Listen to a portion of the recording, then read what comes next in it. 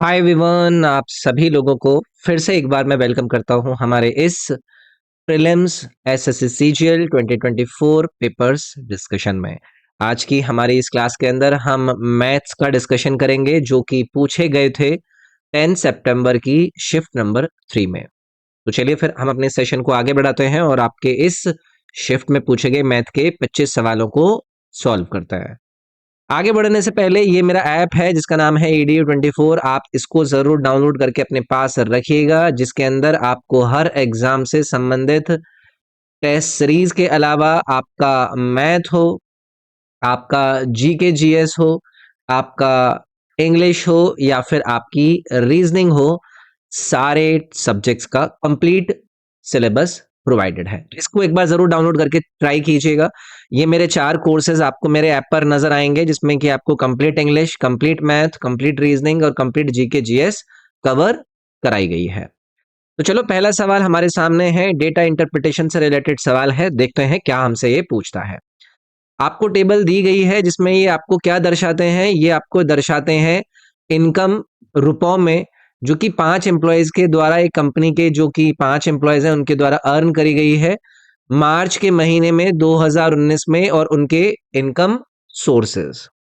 तो यहाँ पर 5 एम्प्लॉय में रीता है, सीता है, गीता है, नीता है और अनीता है। इनके ये क्या है, अर्निंग्स है, ये एरियर्स है, ये बोनस है, ये सैलरी है, ये ओवर टाइम इनका टोटल काम है।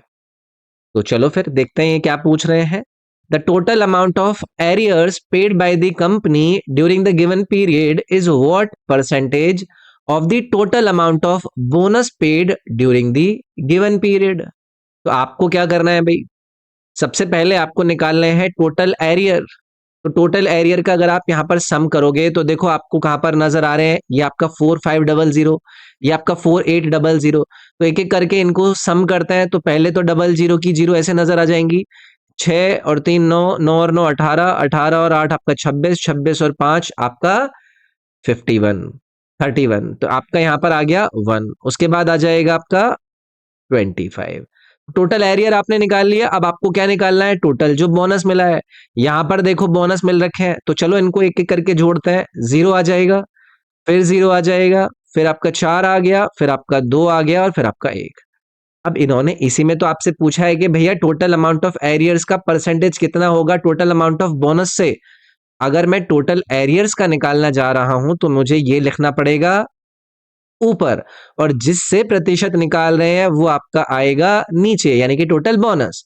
और आपको निकालना है परसेंटेज, तो आपको कुछ ऐसे करना पड़ेगा। ये 2 जीरो से आप ये 2 जीरो कट कर दीजिए, उसके बाद आप इसको सिंप्लीफाई कर सकते हैं। 124 से अगर मैं इसको कट करने जाऊंगा तो देखो भाई 2 बार तो पूरा का पूरा चला जाएगा, तो यानी कि 2 आना चाहिए था। देखो इसी से आंसर निकल गया आपका, तो सिर्फ इसी से आंसर निकलकर आपका इसी ऑप्शन मिल गया आपको। आपको तो पहला ही जो डिवीजन है उसी से आंसर मिल जाता। तो आपका इसमें ऑप्शन नंबर सी हो जाएगा भाई करेक्ट। अगला फिर से ये डीआई का सवाल आपके सामने है। ये पूछ रहे हैं कि आप इस टेबल को स्टडी कीजिए और सवाल को बताइए। ये जो टेबल दी गई है उसमें एक आपको शहर की जनसंख्या दी गई है आपके अलग अलग सालों में।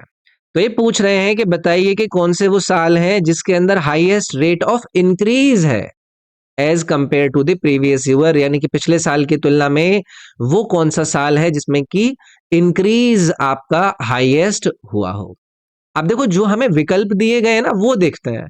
तो सबसे पहले 2016 को उठाकर देखते हैं कि 2015 की तुलना में 2016 के अंदर जो इंक्रीज हुआ है वो किस प्रकार से हुआ है। तो आइए भाई, हम रेट ऑफ इंक्रीज निकाल रहे हैं किसका, 2016 का। तो इंक्रीज निकालने के लिए आपको क्या करना पड़ेगा, 100.6 में से पहले 83.8 को माइनस करेंगे। तो यहां पर आ गया 100.6 माइनस 83.8। और क्योंकि आप रेट ऑफ इंक्रीज निकाल रहे हैं तो पिछले साल की तुलना में निकालते हैं, यानी कि पिछले साल कितनी थी, इतनी थी। अब इसको परसेंटेज निकालना है तो आपको इंटू 100 करना पड़ेगा। तो अब आप इसको सिंप्लीफाई करेंगे और सिंप्लीफाई करके जो भी आपका वैल्यू आएगा वही आपका रेट ऑफ इंक्रीज होगा।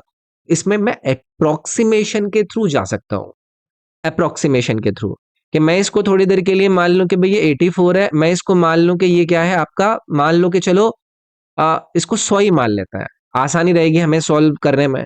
तो ये आपका कितना आ जाएगा, ये आपका 16 आ गया। ये जो वैल्यू है इसको भी आप 84 ले लीजिए थोड़ी देर के लिए, और ये आ गया आपका 100। ठीक है, 16 से आपका 5 बार चला गया, 5 से अप्रोक्सीमेट कर रहा हूं मैं, 5 से आपका ये लगभग 20 बार चला गया।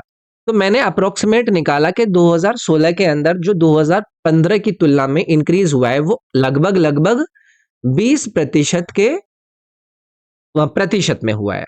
ठीक है, इसी प्रकार 2015 का हम निकालते हैं।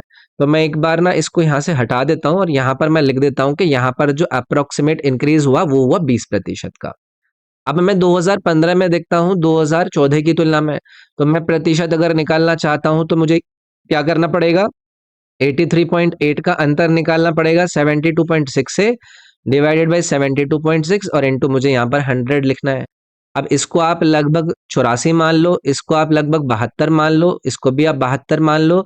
इनका आप अंतर निकालोगे तो कितना आएगा, ये आपका आ गया 12 और नीचे आपका 72 है।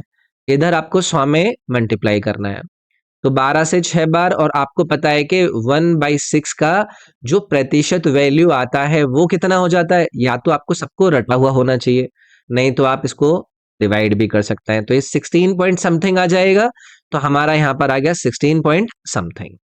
ठीक है, अब इसके बाद 2018 का देख लेते हैं 2017 की तुलना में। भाई अब देखो ये करना पड़ेगा, इससे आप भाग नहीं सकते। 2017 में कितना है, 112.8 और डिवाइडेड बाई 112.8 करोगे, इनटू 100 करना है अप्रोक्सीमेशन में। इसको ले लो आप 128, इसको आप ले लो 112, नीचे भी 112 ले लो। इसको आप माइनस करोगे तो ये कितना आ जाएगा, 16 आ गया, नीचे आपका 112 है। 16 से आप इसको कट करो, ये आपका 7 बार चला गया ना, तो 100 डिवाइडेड बाई 7 आपका लगभग 14 दशमलव समथिंग आ जाएगा। तो यहाँ पर 14 दशमलव समथिंग होता। अब 2019 में देख लो 2018 की तुलना में, तो 134 और 128 का अंतर अगर मैं अप्रोक्सीमेट लूँ तो 6 डिवाइडेड बाई ये यानी कि 10 समथिंग, तो ये भी आपका 10 समथिंग आएगा भाई। तो सबसे ज्यादा जो आपका परसेंटेज इंक्रीज हुआ ना वो आपके 20 पॉइंट समथिंग समथिंग यानी कि 2016 वाले साल में हुआ। तो इसमें ना अप्रोक्सीमेशन का तरीका आपके लिए सबसे बढ़िया रहता। मैंने आपके सामने सॉल्व करके बता दिया है कि आप उसमें फिर क्या है ना आइडिया ले सकते हैं कि भाई चलो किसके आप आसपास है, सबसे ज्यादा इंक्रीज कहां पर नजर आ रहा है, वो हमें विकल्प नंबर ए में आ गया। ठीक है, थोड़ा लेंदी हो गया लेकिन करना ऐसे ही है। चलो अगले सवाल की तरफ आता है। इन्होंने कहा है कि 1000 अंकित मूल्य वाली एक कांस्य वस्तु को त्योहारी सीजन की बिक्री के दौरान इतने इतने इतने लगातार 3 छूट के बाद बेचा जाता है। यदि कोई ग्राहक त्योहारी सीजन के दौरान वस्तु खरीदता है तो उसे भुगतान की जाने वाली राशि क्या होगी। भाई 1000 रुपए की चीज है, ये एमआरपी है। डिस्काउंट 3 लगातार दिए गए, 20% का डिस्काउंट यानी कि कितना देना पड़ेगा उसको, इतना देना पड़ेगा। 30% का डिस्काउंट यानी कि उसको कितना देना पड़ेगा, इतना देना पड़ेगा। और अगर 10% का डिस्काउंट यानी कि 100 - 10 यानी कि इतना देना पड़ेगा। 3 जीरो ये के 4 जीरो, ये नीचे 4 जीरो कट गई। 2 जीरो ये नीचे 2 जीरो कट गई। ये कितना हो गया आपका 63, 63 इंटू 8 कर दो तो आपका आ गया 504। तो क्या आपका उत्तर यहाँ पर विकल्प नंबर बी हो जाता भाई, आसान है। चलिए आगे की तरफ आएंगे।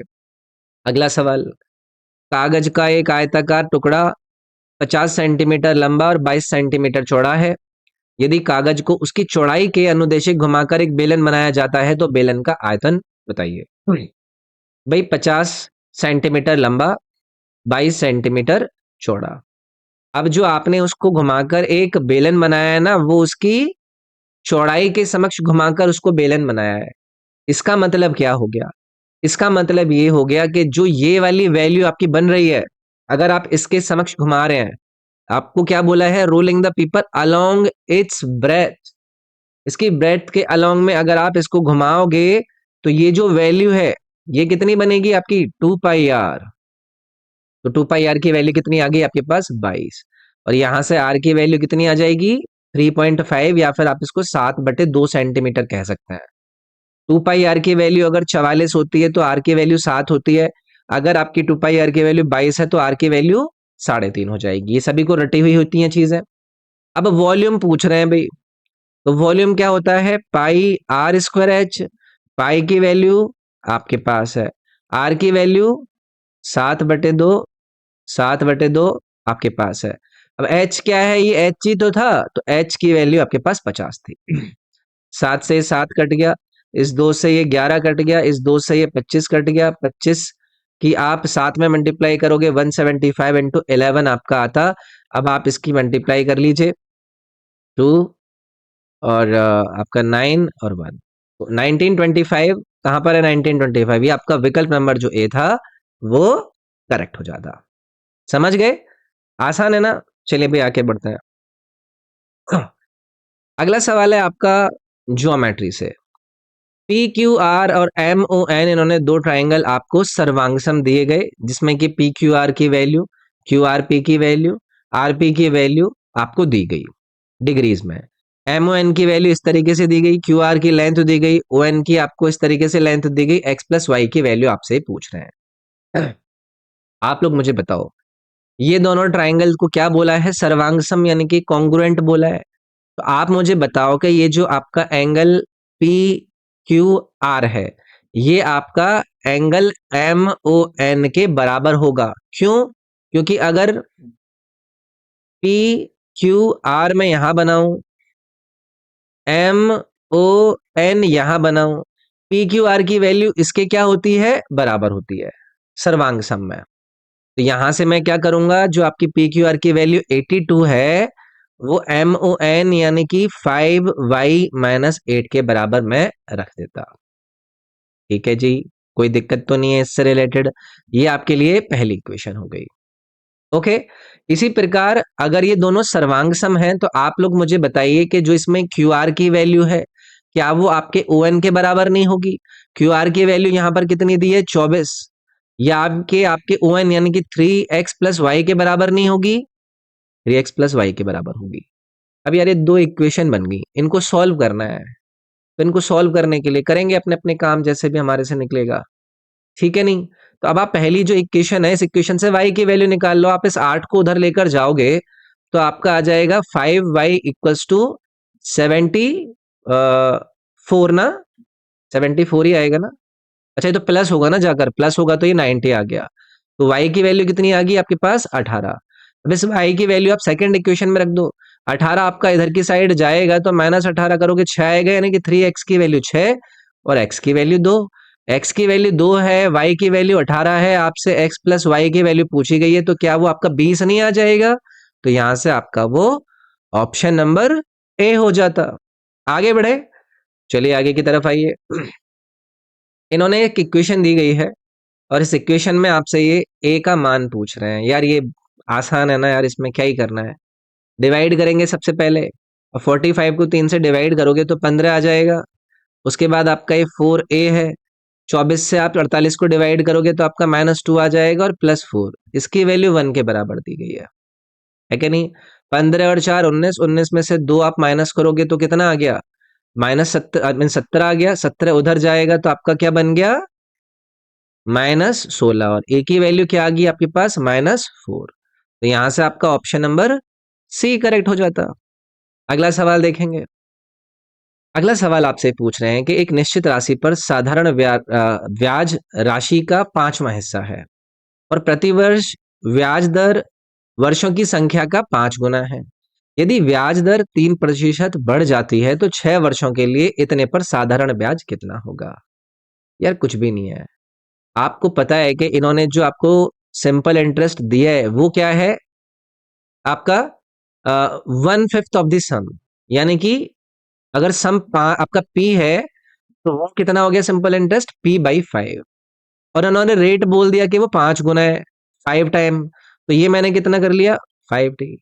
अब आपको फॉर्मूला पता है PRT, तो P यानी कि जो प्रिंसिपल है, R की वैल्यू आपके पास 5t है, और जो आपका T है वो T ही रहेगा। और ये आपका डिवाइडेड बाई यहाँ पर 100 हो गया, और इसकी वैल्यू सिंपल इंटरेस्ट, इसकी वैल्यू कितनी दी है, p/5 ये दिया गया है। अब p से आपका ये p कैंसिल आउट हो गया, 5 से आपका ये इतनी बार कट गया, 5 से आपका ये 4 बार कट गया, तो यहां से आपके पास क्या आ गया, टी स्क्वायर का वैल्यू 4, यानी कि टी की वैल्यू आपने निकाल ली 2। अब टी की वैल्यू आ गई। अब आप लोग मुझे बताओ, इन्होंने बोला कि भाई अगर रेट आप इंक्रीज कर दे 3% से, तो पहले तो बताओ कि रेट कितना हो गया, टी की वैल्यू 2 अगर आप यहां रखोगे तो रेट कितना हो गया, 10%। अगर आप इसको 3 से इंक्रीज कर दोगे तो 10 में 3 ऐड करके कितना हो जाएगा, 13%। अब आपसे पूछ रहे हैं कि साधारण ब्याज बताओ इतने पर, आपके कितने समय के लिए, आपके 6 ईयर्स के लिए। तो आपका सिंपल इंटरेस्ट निकाल लो आप। टी की वैल्यू कितनी दी है इन्होंने, 5600। टी की वैल्यू कितनी दे दी इन्होंने, 6 साल। और रेट की वैल्यू आपके पास 13 हो गई, डिवाइडेड बाय आपको 100 करना है, ये जीरो काट दो। अब इसकी आप देख लो मल्टीप्लाई करके, 56 × 6 × 13। तो ये कितना हो गया आपका, 56 × 78। 8×6 = 48, ये आपका 6, ये आपका 3, ये आपका 4, तो 4368। 4368 यानी कि जो डी वाला ऑप्शन था भाई वो आपका करेक्ट हो जाता। ठीक है, चलिए आगे की तरफ आइए। प्रथम 45 प्राकृतिक संख्याओं के वर्गों का औसत, the average of the square of the first 45 natural numbers. आप मुझे ये बताओ, जो सम होता है फर्स्ट एंड नेचुरल नंबर्स का, उसका वैल्यू कैसे निकालता है। मैंने क्या पूछा, sum of squares of first n natural numbers.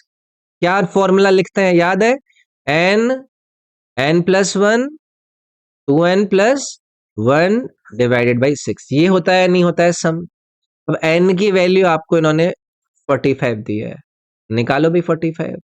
और अगर एवरेज निकालना है, एवरेज, क्योंकि इन्होंने तो आपको एवरेज पूछा ना, तो एवरेज निकालने के लिए आपको नीचे क्या करना पड़ेगा, एवरेज अगर आप निकालते हैं तो आप कर देते हैं सम डिवाइडेड बाई n, जितनी संख्या है। तो आपको क्या करना है, n, n+1, 2n+1 divided by 6 × n। n से n कट गया, यानी कि आपके पास n की वैल्यू 45 रख दो, 45+1 कितना हो गया, 46 इंटू 45 × 2 90, 90+1 91 डिवाइडेड बाई 6। अब आपको ये सिंप्लीफाई करना है, इसकी इसमें आप मल्टीप्लाई करो भाई, इसकी इसमें मल्टीप्लाई कर लो, आपका कितना आ जाएगा, ये आ जाएगा आपका, चलो लिखते हैं, सही करा है ना मैंने, हाँ ठीक है, ये आपका n से n कट गया ना। अब आपको सिंप्लीफाई करना है तो आप इसको कट कर लो, ये चलो थोड़ा और कम कर लेते हैं, ये आपका कितना हो गया, ये 23 हो गया। 3 आपका नीचे बताया, तो 23 से कम 23 का 3 और 2, 23 × 9, ये कितना हो जाएगा आपका, 18, 27, 207, 209/3 करना है। 3 से आप इसको कट करो, 18, 2, 3, 27, उसके बाद 2, 3, 7, 697 समथिंग है, 697 समथिंग, यानी कि ऑप्शन नंबर बी करेक्ट हो जाएगा भाई। मतलब कुल मिलाकर कैलकुलेशन करनी है, अब वो आपके ऊपर है कि आप कितना तेज उसको कर पा रहे हो। ठीक है, चलिए भी, फिर ये आपका पाई चार्ट रिलेटेड सवाल है। इन्होंने पूछा है परसेंटेज ऑफ आवर जो कि स्कूल के अंदर एक दिन में बिताए गए, वो आपको बताना है। ये स्कूल के अंदर दिया हुआ समय, ये स्कूल के अंदर लगाया हुआ समय जो कि ऑरेंज में है, तो ये कितना है भाई, 6 है। टोटल कितना है, 6, 4, 10, 2, 12, 4, 16, 16 और 8, 24, यानी कि 24 में से 6 कितना प्रतिशत है वो बताना है। तो 6, 4 और ये कितना आ गया आपका, 25%। तो यहां से आपका आंसर कितना आ गया, ऑप्शन नंबर डी आ गया, कुछ भी नहीं है। चलिए आगे आइए, अगला सवाल देखेंगे। इसमें ये आपसे पूछते हैं कि सुनीता और ममता के बीच चुनाव में इतने प्रतिशत मतदाताओं ने वोट डाले, 85 ने वोट डाले, लेकिन 2% वोट उसमें इनवैलिड थे। यदि सुनीता को इतने वोट मिले जो वैध वोटों का 78% है, तो चुनावों में नामांकित मतदाताओं की कुल संख्या आपको बतानी है।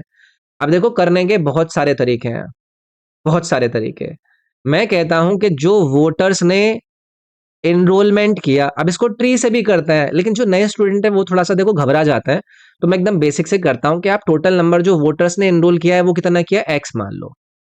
जो वोट कास्ट हुए हैं, जितने वोट डले हैं वो कितने हैं, इसका 85, यानी कि वो कितना हो गया, 0.85x। अब इन्होंने आपसे कहा कि जो वैलिड वोट है वो क्या है, वो टोटल उसमें से जो 2 हैं वो क्या है, इनवैलिड। तो इसका मतलब क्या हो गया, इसका मतलब ये हो गया कि 0.98 ऑफ जितने वोटर लिस्ट में थे, यानी कि इतना एक्स। और उसमें से भी वैलिड वोट में से भी आपको इन्होंने बताया कि उसमें से इतने वोटर्स ने क्या डाला, वोट डाला। ठीक है, तो ये हमारे वैलिड वोट निकाल लिए हमने। कुछ 1 मिनट। इन्होंने बोला कि 2% वोट्स वर इनवैलिड। 85 निकलने के बाद वाले से आपको निकालना है ना, वर इनवैलिड।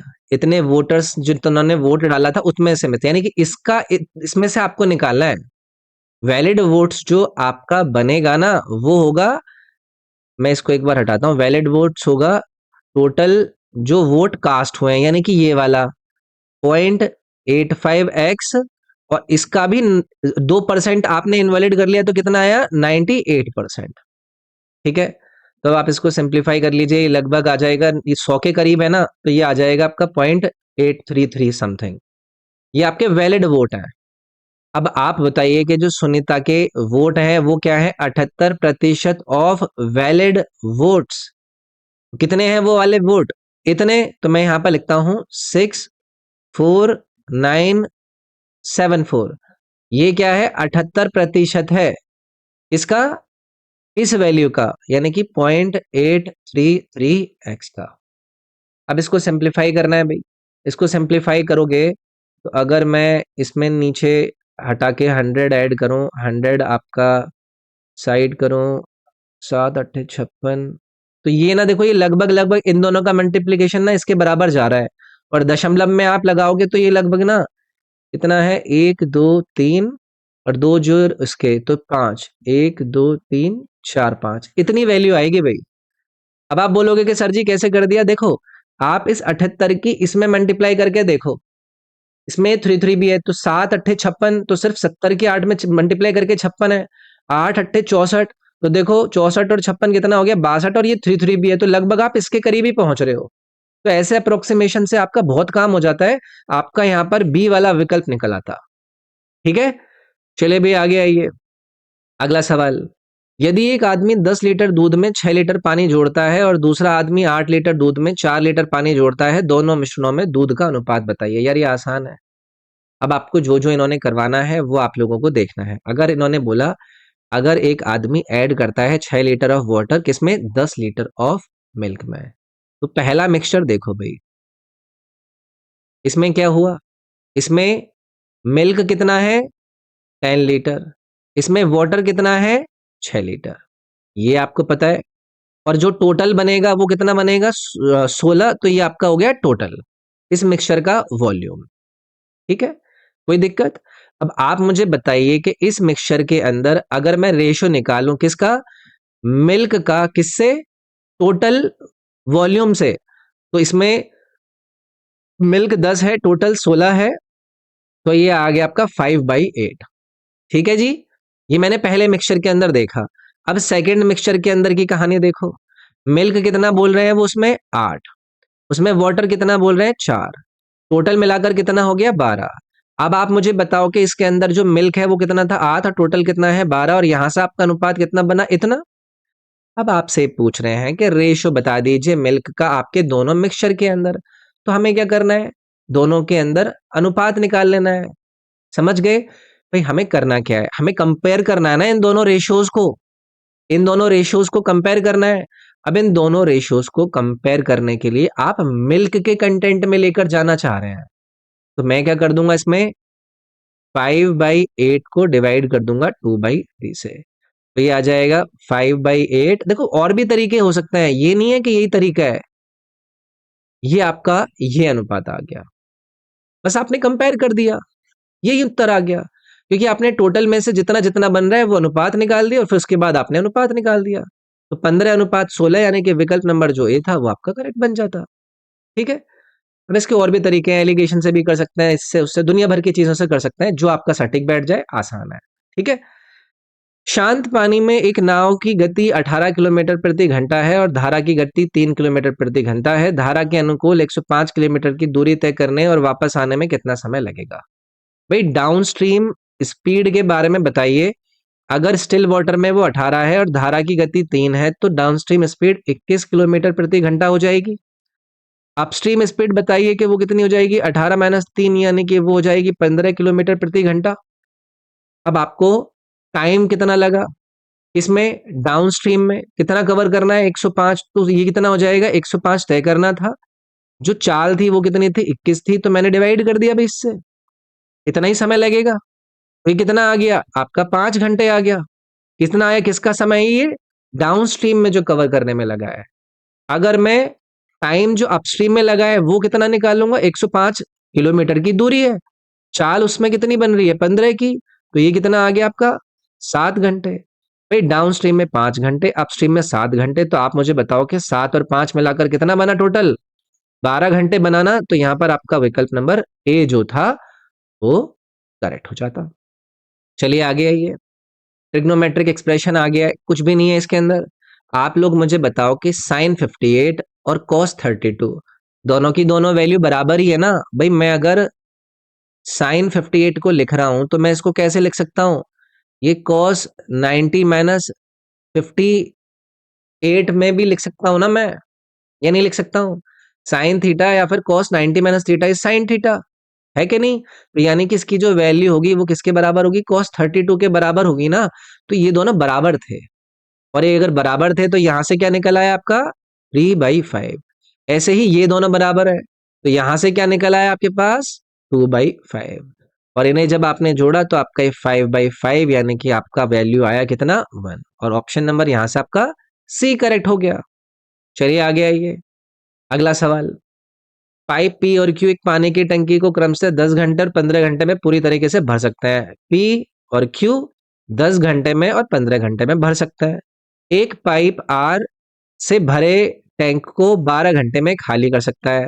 आर जो है ये ना खाली करने का काम कर रहा है, यानी कि इसका जो वर्क है वो निगेटिव वर्क है, वो 12 घंटे में कर रहा है। प्रारंभ में टंकी खाली है और केवल पाइप पी और क्यू सुबह 6 बजे खोले जाते हैं, ठीक है जी। और पाइप आर सुबह 9 बजे खोला जाता है। तो बताइए कि टैंक कितनी देरी में भर जाएगा। भाई आप मुझे बताओ कि 6 बजे से 9 बजे तक कितने घंटे हो गए, 3 घंटे हो गए ना। तो पहले तो आप टोटल वर्क निकाल लो।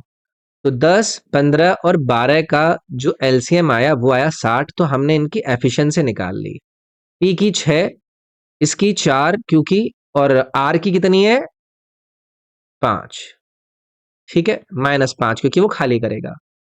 तो जो पहले 3 घंटे हैं, 6 से लेकर 9 बजे के 3 घंटे जो है, उसमें पी और क्यू ने 6 + 4 यानी कि 9 की प्रति घंटा एफिशिएंसी से जब टैंक को भरा, तो कितना लीटर भर दिया इन्होंने, 27 लीटर। ठीक है, 9 बजे तक 27 लीटर भर गया। तो कितना बचा अभी 9 बजे, अभी 9 बजे अभी बचा हुआ है आपका 33 लीटर अभी और बचा हुआ है। उसके बाद आर भी खोल दिया। उसके बाद जब तीनों चल रहे हैं तो 6 और 4 10। अच्छा ये 6 और 4 थे ना, तो 10 है भाई, इसको 10 से करना पड़ेगा ना, ये 9 कैसे आया हमारा।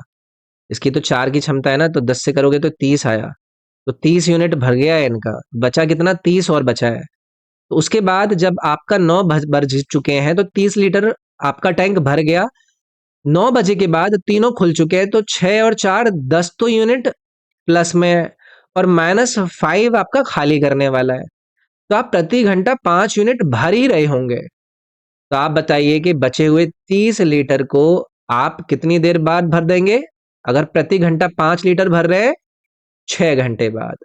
तो आप मुझे बताइए कि 9 बजे के बाद जब आप 6 घंटे ऐड करेंगे, 6 आवर ऐड करो तो कितने बज गए, 3 PM बज गए ना। तो आपका 3 PM बजे टैंक भर जाता। ठीक है, चलो भाई आगे बढ़ते हैं। डीआई का सवाल आ गया है। इसमें आपसे पूछ रहे हैं कि जो एक बार ग्राफ दिया गया है उसमें एफडीआई दी गई है कंट्री ए की all over the world given years में, ये साल दिए गए हैं आपको। What is the ratio of investment in 2018 to 2015। तो 2018 में कितना है भाई, 2018 में ये आपका 65 है, और 2015 में कितना है, 2015 में ये आपका 60 है। तो ये निकालना था, और ये निकालने के लिए आपको कोई बहुत बड़ी कठिनाई आई क्या, तो 13-12 यानी कि बी विकल्प इसमें आपका करेक्ट हो जाता।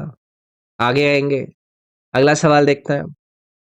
इसमें भाई ये आपसे पूछ रहे हैं यदि 7 अंकों की संख्या ये आपको दी गई है, वो 8 और 5 दोनों से विभाज्य है, तो स्टार और इस वाली जगह पर कौन से अंक आने चाहिए। अब आपको 8 और 5 से डिविजिबिलिटी अगर आती है तो आपको आइडिया लग जाएगा। अगर कोई भी संख्या 8 से डिविजिबल है तो आपको पता है कि जो उसके लास्ट के 3 डिजिट है वो किससे होने चाहिए? 8 से डिविजिबल होने चाहिए। पहली चीज, अगर आपकी वो संख्या 5 से डिविजिबल है तो जो आपकी लास्ट की संख्या है, जो लास्ट डिजिट है, उसकी जगह पर क्या होना चाहिए? या तो 0 होना चाहिए या फिर 5 होना चाहिए। ठीक है, यही है ना भाई। तो इस हैश की जगह पर या तो 0 होना चाहिए या फिर 5 होना चाहिए अगर 5 से डिविजिबल है। तो अब ऑप्शन वाइज चेक करना है आपको, समझ रहे हो? ऑप्शन वाइज चेक करोगे तो हमारे लिए आसान रहेगा कि भाई इसकी और इसकी जगह पर क्या क्या आएगा। तो हैश की जगह पर इन्होंने ना आपको 5 0 0 0 सभी दिए हैं। तो अब एक एक करके आपको सारे ऑप्शन चेक करने पड़ेंगे भाई। ठीक है, एक एक करके ऑप्शन वाइज चेक कर लेते हैं। पहला ऑप्शन उठा लेते हैं, ये बन गया आपका 6 2 6 8 4 0 5। 5 से तो डिविजिबल है, क्या ये 8 से डिविजिबल है? नहीं है। इसके बाद यहाँ आ जाओ, 6 2 6 8, उसके बाद क्या आ गया आपका 4, उसके बाद है 4 0। 0 है तो 5 से डिविजिबल है, क्या ये 8 से डिविजिबल है? तो 8 × 4 32, 8 × 5 40। तो ये 8 से डिविजिबल है भाई, है कि नहीं? तो यहाँ पर आपका जो उत्तर हो जाएगा वो यही वाला ऑप्शन यानी कि बी वाला विकल्प करेक्ट हो जाएगा। समझ गए बात को? तो भाई वही वाली बात है, बस आपको ऑप्शन के थ्रू जाकर अपनी जो डिविजिबिलिटी बेसिक होती है 8 और 5 की चेक करने की, वो अप्लाई करनी है, आंसर निकल आएगा आपका। अगला है, एक वृत्त के उस त्रिज्या खंड का केंद्रीय कोण क्या है जिसका क्षेत्रफल और परिधि क्रमशः इतने और इतने के बराबर है। यही दिया गया है कि इसकी त्रिज्या एक गैर नकारात्मक पूर्णांक है। एक दशमलव स्थान तक आपको इसका आंसर बताना है। भाई किसी भी सेक्टर का जो एरिया होता है वो क्या होता है? ये होता है। उसका जो पेरीमीटर होता है, तो पेरीमीटर में क्या होती है? दोनों रेडियस शामिल होती हैं और आपका वो उतने भाग का सरकमफेरेंस शामिल होता है। तो आप 2r करते हैं plus theta upon 360 into 2πr करता है। तो ये दोनों चीजें आप लोगों को पता है। अब आपको वो एंगल निकालना है जिसमें इनके एरिया और पेरीमीटर दिए गए हों। तो सबसे पहले हम क्या कर लेते हैं? एरिया ले लेते हैं। तो इसको मैं हटाता हूं अभी। एरिया कितना दिया आपका? 209। इसकी वैल्यू क्या हो गई? Theta upon 360 into πr²। Okay, यहां से थीटा की वैल्यू के लिए आप इसको कैलकुलेट कर लो। तो ये आपका कितना आ गया? 209 इंटू 360 डिवाइडेड बाई आपका क्या आ गया? πr²। ये आपकी पहली इक्वेशन हो गई। ठीक है जी। अब उसके बाद इसका पेरीमीटर ले लेते हैं। पेरीमीटर थोड़ी देर के लिए इधर लिख लेते हैं, जो कि 63 दिया है। इसकी value 2r plus theta upon 360 into 2πr। अब यहां से इसको सिंप्लीफाई करना पड़ेगा। आप एक काम करो, थीटा की वैल्यू यहां पर पुट कर दो। इस थीटा की वैल्यू यहां पर पुट कर देंगे तो हमारी चीजें सिंप्लीफाई हो जाएंगी। तो मैं इसको यहां पर, इसकी वैल्यू को यहां पर पुट करके रखने के बाद मैं यहां पर कैलकुलेट करता हूं। ठीक है, तो ये 63 हो गया equals to twice of R है, प्लस अब थीटा की जगह पर ये रखते हैं हम। तो ये आ जाएगा 209 इंटू 360 डिवाइडेड बाई πr²। और यहां पर ऑलरेडी 360 नीचे है इंटू 2πr। अभी 360 से देखो, 360 कट गया, πr² में एक आर बचा है, वो πr से कट गया। ठीक है, कट गया ना, ये हो गया। नीचे बस आर बचा हुआ है, तो यहां से क्या आ गया आपका? ये निकल कर 2r प्लस 209 209 इंटू 2 और नीचे आर है, ये आ गया भाई आपका 63 का वैल्यू। अब एक बार मैं इस वाली चीज को दोबारा से लिख दूं क्या? इसको किधर लिख दूं? इसको इधर की तरफ लिख लेता है ना, थोड़ी देर, थोड़ा सा ही बचा है। तो अगर इसकी मल्टीप्लाई कर दूंगा इसमें दो में, तो ये कितना आ जाएगा? 418 बाई आर आ गया। इधर आपका क्या चल रहा है? ऑलरेडी 63 चल रहा है। तो इसमें आर अगर एलसीएम लूंगा तो यहाँ पर क्या हो जाएगा? 2r², है ना। और आर को अगर मैं उधर भेज दूंगा तो वो क्या हो जाएगा? 63r। ये हो गया 2r², और प्लस में आ गया आपका 418। तो यार ये वो क्वाड्रेटिक इक्वेशन बनेगी। तो यहां से मैं लिख लेता हूं 2r² minus 63r plus 418 equals to 0। अब इसमें हम क्या कर सकते हैं, आर की वैल्यू को आप लेकर इसको कैलकुलेट करो भी।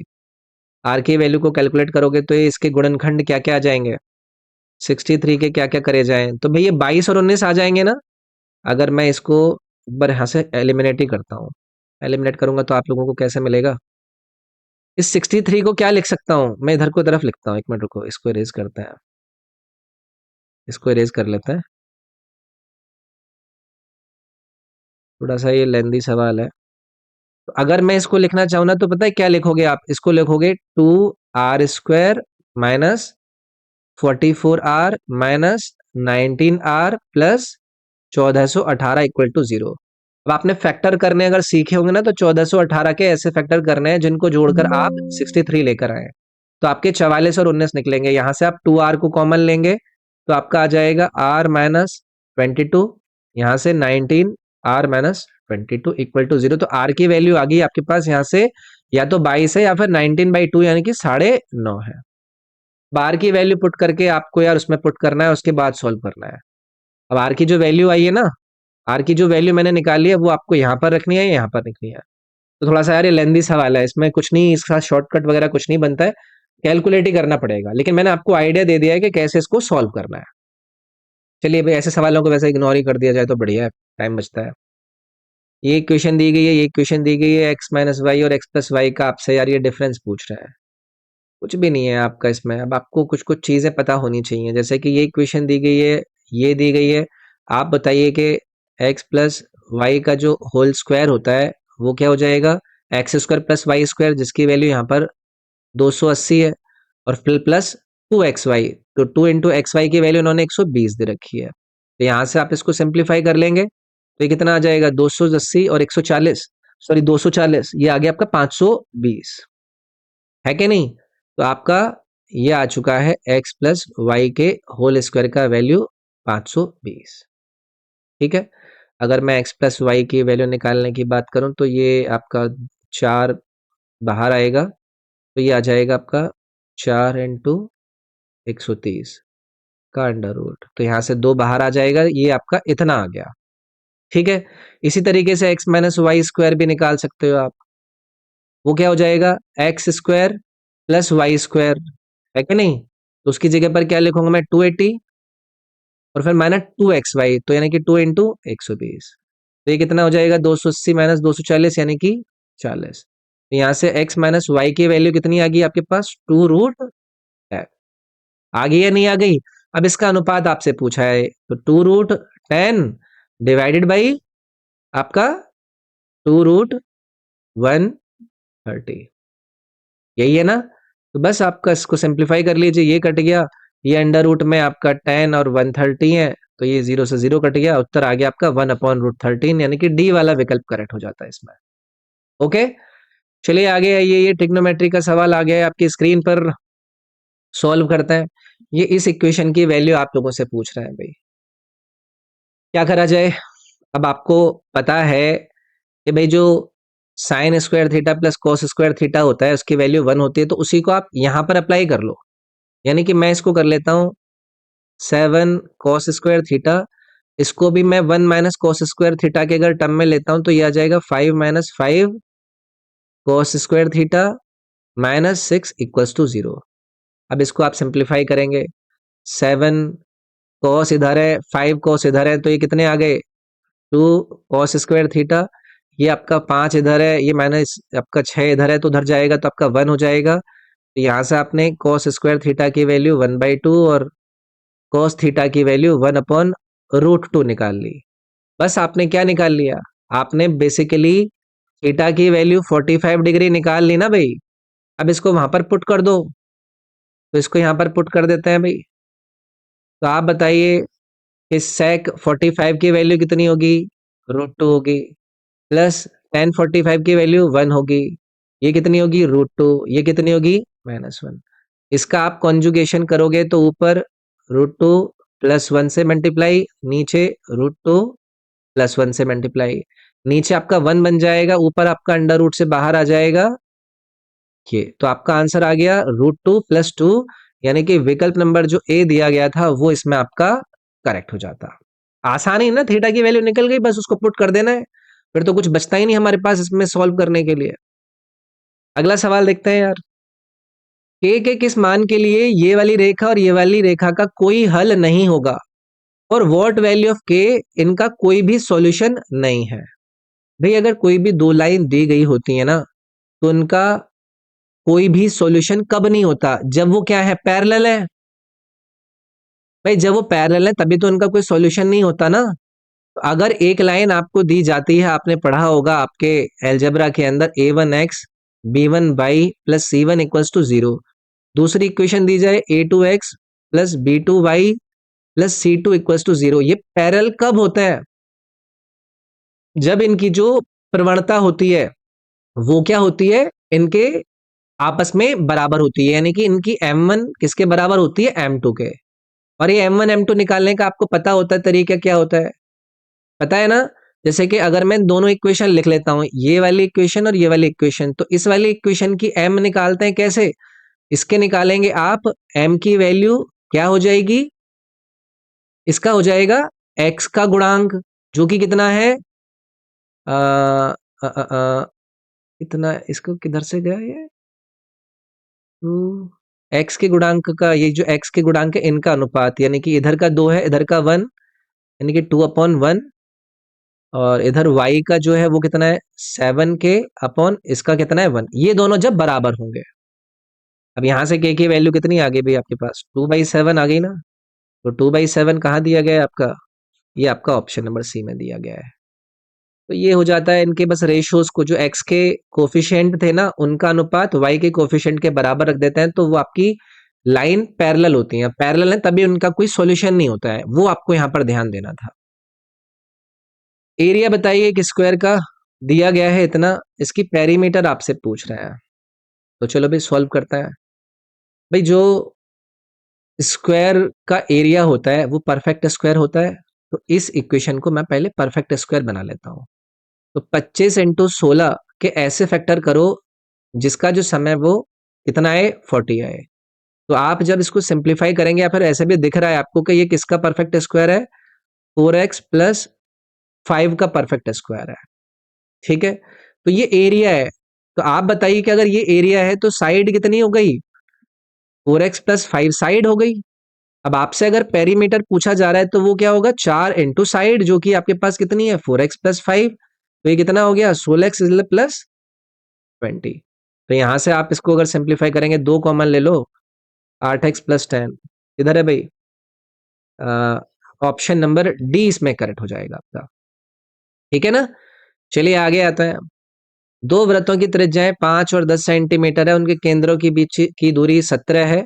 अनुप्रस्थ उभयनिष्ठ स्पर्श रेखा, यानी कि ट्रांसवर्स कॉमन टेंजेंट आपको बतानी है।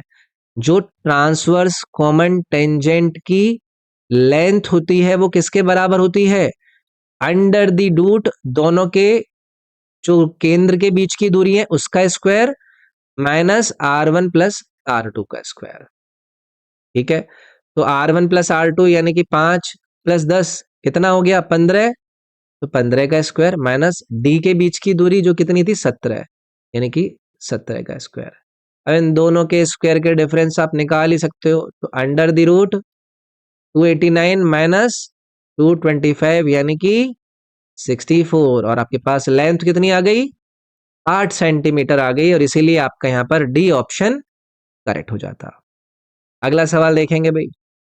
अगला है, एक दुकानदार किसी वस्तु के अंकित मूल्य पर 20% की छूट देता है और इसी प्रकार 10% का लाभ प्राप्त करता है।